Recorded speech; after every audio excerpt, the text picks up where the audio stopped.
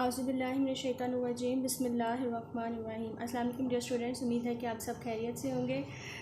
7th class आज हम computer career number 1 की रीडिंग जिस तरह हमने प्रीवियस लेक्चर में की थी, आज हम उससे आगे स्टार्ट करते हैं। पेज नंबर है हमारे पास 8।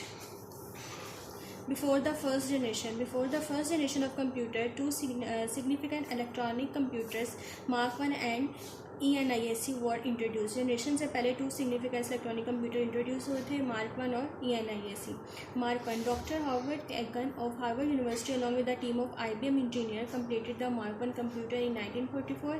The Mark 1 was partially electronic and partially mechanical. It was 8 feet in height and 55 feet in long. A slow computer. It could perform 3 addition operation and 1 subtraction operation in 1 second. It took 3 to 5 seconds to perform a multiplication operation. 2 days $5 pockets calculator outperformed the Mark 1.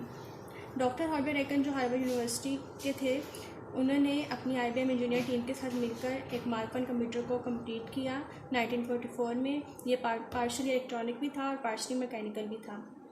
8 feet height में था और 55 feet में long में था, लेकिन ये slow computer था।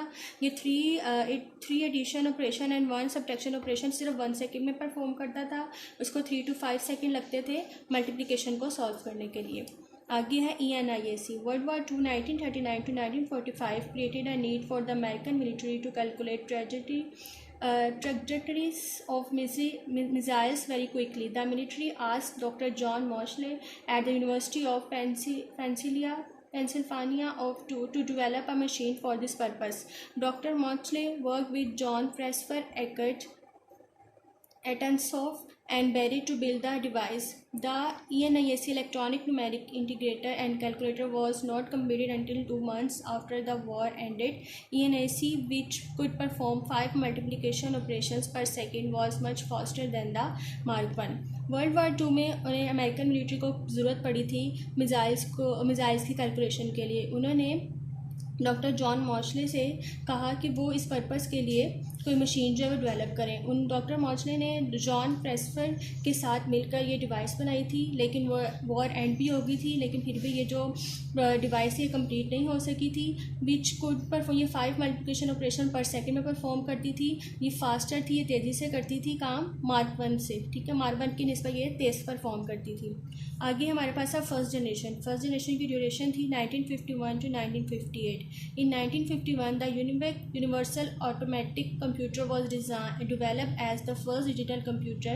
Many Univac machines were produced, the first of which was installed in the Census Bureau in 1951 in America and was used continuously for 10 years. 1951 में यूनिवैक जो डेवलप करवाया गया था, इसको फर्स्ट डिजिटल कंप्यूटर कहा गया।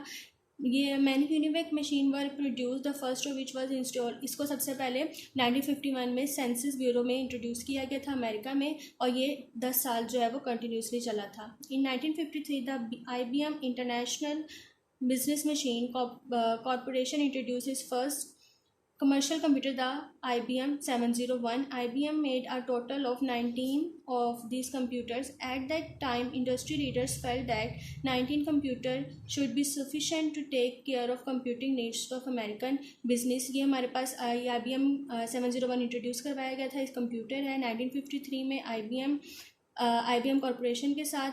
उसके बाद उन्होंने ये जो है अमेरिकन बिजनेस में कंप्यूटिंग नीड्स के लिए मतलब यूज़ होता था। But these computer were not practical for most companies, लेकिन ये बहुत सी कंपनीज के लिए यूज़ नहीं हो सका था because they were very large in size, क्योंकि साइज में बड़े थे। Slow in working, much expensive, required special facilities and high train person to operate them, so they were not highly demanded.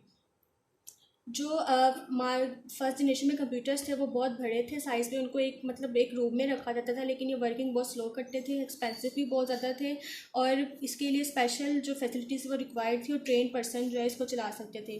ये जो है हमारे पास ये यूज़ हुआ था सिर्फ अमेरिकन बिजनेस में, लेकिन बहुत सी कंपनीज़ में जो है इसको यूज़ नहीं किया गया था। किसकी वजह से? क्योंकि बहुत बड़े थे। These computers need vacuum tubes about the size of a light bulb, which produce a lot of heat. Vacuum tubes fail frequently, so first generation computer were down, not working most of the time. First generation computer में vacuum tubes को use किया गया था। ठीक है। और ये हमारे पास ये पूरे रूम के कंप्यूटर, इसके लिए 5 से 6 AC की ज़रूरत होती थी, क्योंकि इसमें रूम में हम जा नहीं सकते क्योंकि हीट बहुत ज़्यादा होती थी। और इसके लिए स्पेशल यूनिफॉर्म भी तैयार किए जाते थे जिसको पहन के इस रूम के जहाँ पे कंप्यूटर पड़ा होता था उस रूम में जा सकते थे। And other great drawback of the first generation computer was machine language, only 0 and 1 in which programmer were written for this computer.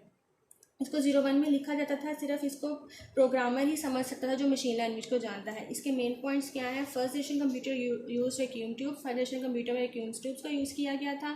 These computer were very large in size, ये computer ये size में बहुत ज़्यादा थे। These computers were very slow in execution, लेकिन ये काम जो है बहुत स्लो करते थे। These computer were not reliable because vacuum tubes failed frequently, ये ज़्यादा रिलायबल नहीं थी क्योंकि वैक्यूम ट्यूब्स जो है वो फेल्ड हो गई थी। Instruction were given to this computer in machine language compose entirely of the number 0 and 1। Instructions जो दी जाती थी कंप्यूटर को 0 and 1 की फॉर्म में दी जाती थी। First generation computer were also very expensive, और ये बहुत ज़्यादा एक्सपेंसिव थे। आगे हमारे पास second generation computer 1959 to 1964। First generation computer were notoriously unreliable because the vacuum tubes get burning out, vacuum tubes जो वो जल जाती थी, इसलिए फर्स्ट जनरेशन कंप्यूटर जो है वो रिलायबल नहीं थी। But the invention of transistor in 1948 change the way of manufacturing computer in second generation. लेकिन फिर ट्रांजिस्टर्स की इन्वेंशन हुई थी 1948 में, जिसको सेकेंड जनरेशन में यूज़ किया गया था। Unlike vacuum tubes, transistors are small, required very little power, run cool and much more reliable. Second generation computers were created with transistor instead of vacuum tubes, so these computers were smaller, faster, more reliable than first generation computer। अब इसमें ये था second generation computer में transistors को use किया गया था, ये स्मॉल थे, इसमें लिटिल पावर लगती थी, कूल भी होते थे जल्दी से, रिलायबल भी थे। सेकेंड जनरेशन कंप्यूटर जो है वो फर्स्ट जनरेशन कंप्यूटर से तेज़ भी काम करते थे और रिलायबल भी थे। Second generation computer could communicate with each other over telephonic lines for transmitting the data from one location to another. Communication was fairly slow, but a new method of exchanging the data and ideas was now available. Second generation computer में जो है हम क्या करते थे, data को transfer कर सकते थे टेलीफोनिक लाइंस के ज़रिए से। इसमें हम असेंबली लैंग्वेज का यूज़ करते थे, यानी कि सिम्बॉलिकल लैंग्वेज भी यूज़ करते थे। फॉर एग्जांपल जैसे कि ऐड के लिए हमने ए यूज़ कर दिया, कंपेयर के लिए सी यूज़ कर दिया, और मल्टीप्लाई के लिए एम पी और लोड के लिए एल यूज़ कर दिया। ये हम इसको सिम्बॉलिकली भी यूज़ कर सकते थे।